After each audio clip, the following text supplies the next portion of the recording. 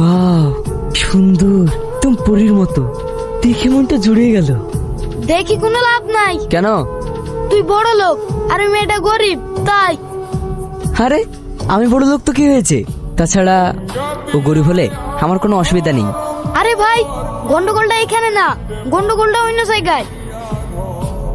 I love you. তোমার সাহস তো কম না, তুমি আমাকে ডিরেক্ট প্রপোজ করছো।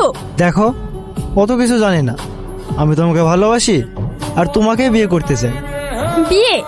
এটা কি খেলা নাকি যে চাইলেই পেয়ে যাবে? আমি ঠিক বুঝতে পারছি না তোমার আপত্তিটা কোথায়। আমার বাড়ি আছে, গাড়ি আছে, কোনো কিছুতেই কমতি হতে দেবো না।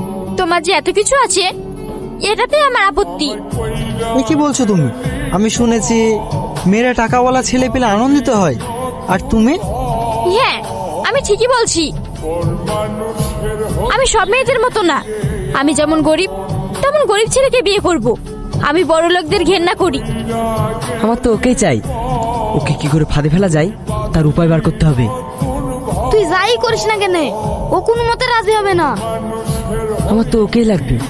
কিরে, সব ঠিকঠাক বুঝে বলেছিস? কোনো গন্ডগোল হবে না তো? আরে অত টেনশন করছিস কেন? আমি মালটা ছোট হতে পারি, কিন্তু আমার গিটে গিটে বুদ্ধি। হ্যাঁ, কত বুদ্ধি জানা আছে। আমতলা যাবে?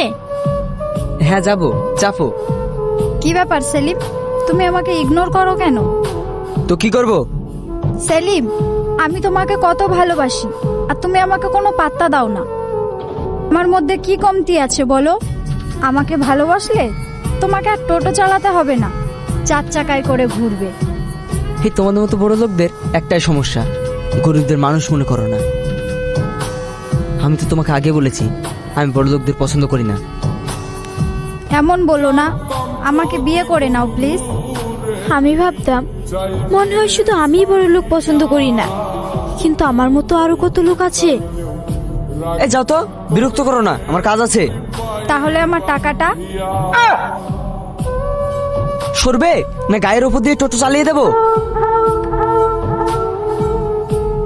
আচ্ছা, তোমাকে একটা কথা জিজ্ঞেস করব? হ্যাঁ বলো। সবই ঠিক আছে, কিন্তু এই মেয়েটা তোমার সঙ্গে টাকা চাইলো কেন? না মানে আমাকে পটানোর জন্য মেকআপ করে সুন্দর ড্রেস পরে সেজেছে, ওর খরচ আর কি। তুমি কি সত্যিই বড় লোক পছন্দ করো না? আরে কি বলছো তুমি? আমি তো বড় লোকদের ধারের কাছেও ভিড়ি না। একটা কথা কি জানো, সত্যি কথা বলতে আমারও বড় লোক পছন্দ না। তাই নাকি? হ্যাঁ, দেখো তোমার আর আমার মধ্যে কতটা মিল। তাহলে চলো না আমরা বিয়ে করে ফেলি। আরে না না, কি বলছো তুমি? আমি তোমাকে চিনি না, জানি না, তুমিও আমাকে চেনো না, জানো না। এটা কিভাবে সম্ভব? তুমি আমাকে বিয়ের পর জেনে যাবে, আর আমি তো তোমার ব্যাপারে জানি। মানে? না মানে তোমার কথাবার্তা শুনে আমি বুঝে গেছি তুমি কেমন। তুমি আমার জন্য পারফেক্ট। তাই? হ্যাঁ।